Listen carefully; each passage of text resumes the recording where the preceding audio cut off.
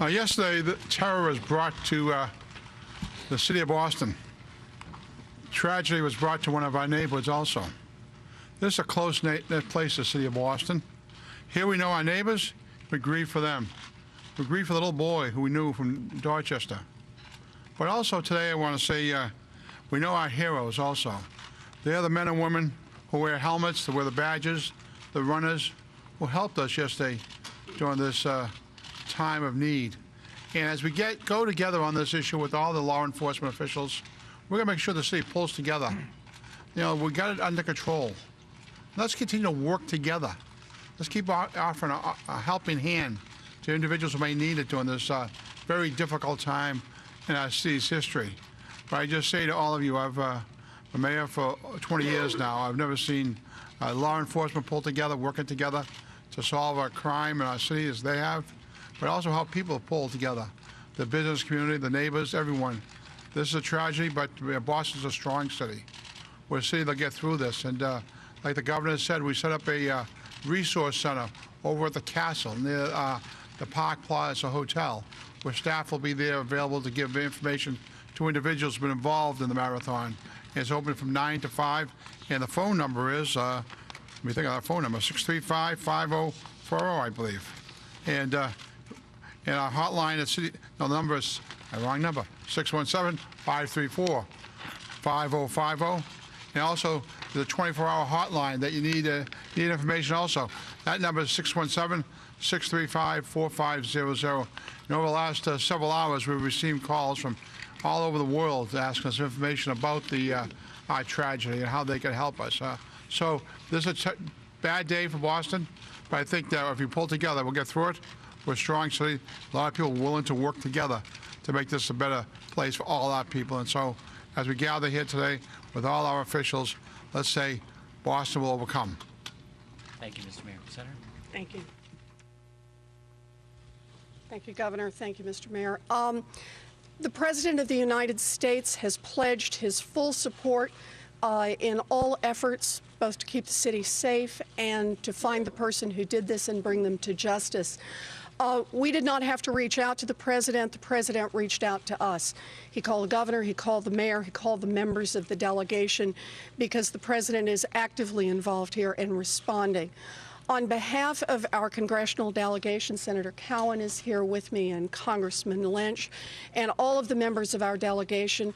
We want to extend our thanks to the first responders, to the firefighters, to the police officers, to the EMS, to everyone on the scene, including the volunteers who came and helped those in trouble and helped save lives. We also want to thank those from all around the country and all around the world whose prayers and thoughts and offers of help have poured in. We are deeply grateful. As the mayor says, Boston will survive. Thank you.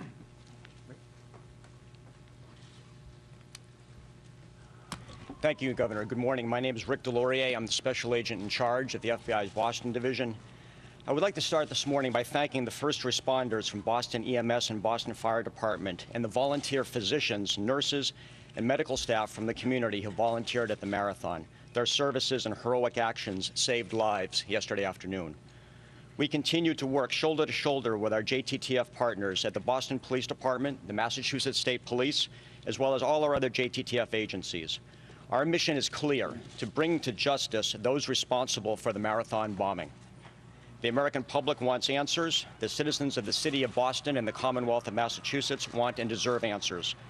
This group of dedicated men and women standing before you today pledge to do everything possible to get those answers. This remains a very active investigation. Our ongoing investigation in various locations throughout the area goes on. However, there are no known additional threats. We continue to interview various witnesses and process the crime scene, which could take some time. The citizens of Massachusetts and the city of Boston should expect to see the FBI and its JTTF partners conducting investigative activity in the greater eastern Massachusetts and Boston area. Assistance from the public remains critical in establishing a timeline of events which leads to swift conclusion through due diligence and strong investigative activity. We commend the public, we commend the citizens of Boston and the citizens of the Commonwealth of Massachusetts for the information that has been provided to law enforcement so far, and we strongly encourage that assistance to continue. It is paramount to explain the FBI and our JTTF role to a greater extent, the volume of tips we have received, and reiterating the resources we provide. We have received voluminous tips over the last 18 hours since the incident. We have staffed our 1-800-CALL FBI tip line, and we continue to encourage individuals to contact that line with any additional tips. We are bringing additional victim assistance and evidence response team resources from our headquarters components and other field offices to Boston, and they are on site working as we speak, processing evidence at the crime scene. To the extent that the crime scene still plays in Copley Perimeter and it continues to be a crime scene, it may be that for several days. The FBI JTTF is logically following up on a variety of leads. You will see us and our law enforcement partners interviewing maybe your neighbor or coworker or even yourself in coming days. We encourage you to please cooperate with law enforcement authorities. The resources the FBI and the JTTF allow for swift action, which we hope will yield quick results. But that does not diminish our diligence and persistence in combing through the high volume of evidence and leads that we are processing right now. We are just beginning upon that path. Thank you very much. I'm Gene Marquez, Acting Special Agent in Charge, ATF Boston Field Division. At this time, ATF has done a partial NRT, National Response Team activation. We are bringing our explosive specialist here to the scene, and we will be working jointly with the FBI and its partners on the JTTF. We have certified explosive specialists. We have explosives enforcement officers. We have special agent bomb techs, and we have canines that are trained to detect any explosive devices or any residue. At this time, we have approximately 30 forensic specialists en route or on the scene. And to dispel any rumors, there were rumors floating around that there were up to seven devices at one point. That is not true. I think that happened as a result of some suspect packages that were disrupted. But we only have 2 devices that we're aware of, and both of those devices were the ones that did the damage and were involved in the explosives incident. At this time, we are looking for the public's cooperation. We're looking if there's any video, any photographic evidence. If you can please contact the FBI hotline or the city's hotline. We'd like to review any kind of media that you have out there pertaining that might give us additional investigative leads, and we are pursuing those investigative leads at this time. The scene is going to take several days to process. We just ask for your patience as we're working in that area and for your cooperation.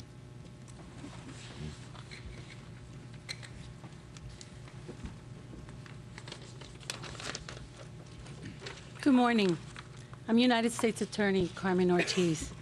First, I want to extend my condolences to the families of the loved ones who were lost in yesterday's attack on the city of Boston, as well as those that were hurt and may still be fighting for their lives. Our thoughts and our prayers go out to them. What happened yesterday was a terrible tragedy, yet it was amazing to see, as you have heard from my colleagues here, how people just helped one another, ran toward the blast just to assist another person in greater need. People who were just there for those that were hurt and in a dire situation. It was amazing to see how the city of Boston, and people from around the world that were part of yesterday's Boston Marathon helped one another, consoled each other. There are so many moving parts to an investigation such as this, and I can't begin to thank everyone who has been involved: law enforcement, medical professionals, emergency responders, and really just regular citizens who became heroes yesterday. I want to repeat, as I did state it yesterday, this is an active and it's an ongoing investigation. But rest assured that we are bringing all of the necessary resources to assist in this matter, and that we will conduct all that we can with all of our law enforcement partners. I've been in touch with the Attorney General several times, Eric Holder, and he has pledged all of the resources from the department and others on behalf of the federal government to help Boston recover from yesterday. I ask for your patience and your understanding as we continue to pursue leads, to gather evidence, and to get to the bottom of who did this and why. Thank you. Commissioner. Thank you. Good morning. My name is Ed Davis. I'm the police commissioner for the city of Boston. We are in the process of securing and processing the most complex crime scene that we've dealt with in the history of our department. We are doing that under the direction of the FBI and in partnership with the ATF. We've secured the perimeter with members of the National Guard, and the general is here. I'd like to thank the people who are working closely with us. We've received offers of assistance from Chicago, Los Angeles. Units have responded here from New York City and Baltimore, and we are working very closely with all of our partners on this complex investigation. I want to stress that the area around the crime scene, which was yesterday was 15 blocks, has been reduced to about 12 blocks at this point in time. And we will continue to collapse that crime scene as the facts and circumstances make that available. We want to open up as many streets and get people into their buildings as quickly as we can. We're working diligently on that. But please be patient with us in the time that we need to process the crime scene. We expect that that scene will go for another 2 days anyway, and people should make appropriate plans. Again, I want to stress that any information that you have, any videos or photographs that happened, not just at that scene, but anywhere in the immediate vicinity, could be helpful to this investigation. Our focus is on processing that evidence right now, and we're looking forward to working with our partners to bring the individuals who are responsible for this heinous crime to justice. Thank you. Thank you, Commissioner. Colonel? Hang on, Dan. We have Colonel, and then you clean up. Okay. Good morning. My name is Timothy Albin. I'm the superintendent of the Massachusetts State Police. As I said earlier in one of our briefings, there's really 2 or 3 parts to this investigation. There's the investigative part, which clearly the FBI has taken the lead on, but there's also a logistical and presence component of this. So I'm speaking to the public. You are going to see an enhanced presence from the Boston Police, from the State Police, from the National Guard, and from our law enforcement partners through the metropolitan Boston area over the next days and probably longer. That's not for any particular reason other than to provide some comfort and to the public who are using transportation centers or going about their business. So we are engaged with the MBTA police in the T. You will see more troopers. You'll see National Guardsmen there.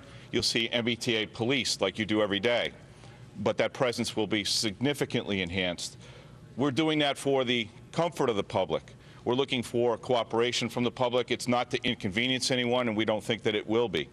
You might also see an enhanced presence at Logan Airport as well. That's not for any particular reason, again, other than to solicit cooperation from the public and seek out tips or information. The last thing I want to say is there has to be hundreds, if not thousands, of photographs or videos or observations that were made down at that finish line yesterday.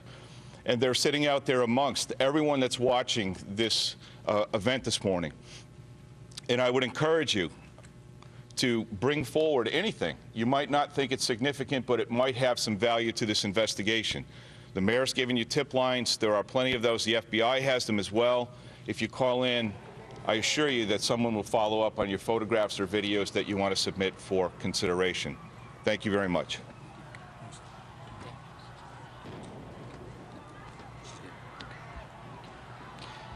Good morning. My name is Daniel Conley. I'm the district attorney here in Boston.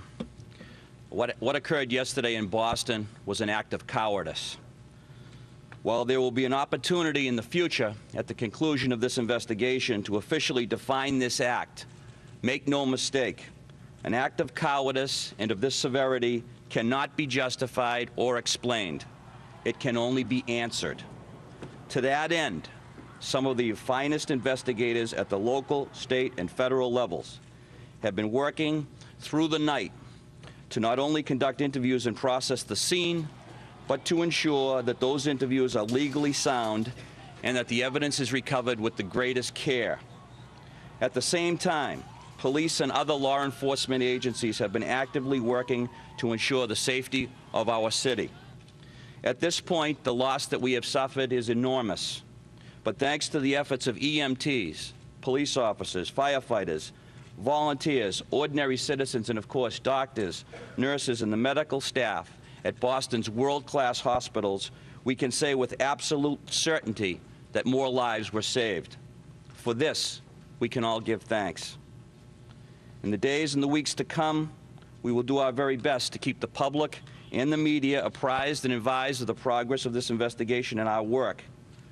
It is important, however, for the sake of the victims and of this city, that our investigators be given the room to do their jobs so that the truth can be found and so that justice can be served. Moments like this and our response to them define who we are. In the past 24 hours, this city of Boston has shown its strength, its compassion, and its determination to see justice done. Thank you, Dan. We're happy to take questions. We're going to try to take as many questions as you have. Maybe we'll just And you've been listening to an FBI news conference from Boston. A couple of key headlines. Only 2 explosive devices were found. There were no unexploded bombs. More than 150 people have been injured, some gravely. There will be an enhanced police presence throughout the city and the state. Stay tuned to your local CBS station throughout the day. Scott Pelley will be here in Boston tonight for the CBS Evening News. And for stations in the West, CBS This Morning starts right now. This has been a CBS News special report. I'm Norah O'Donnell in Boston.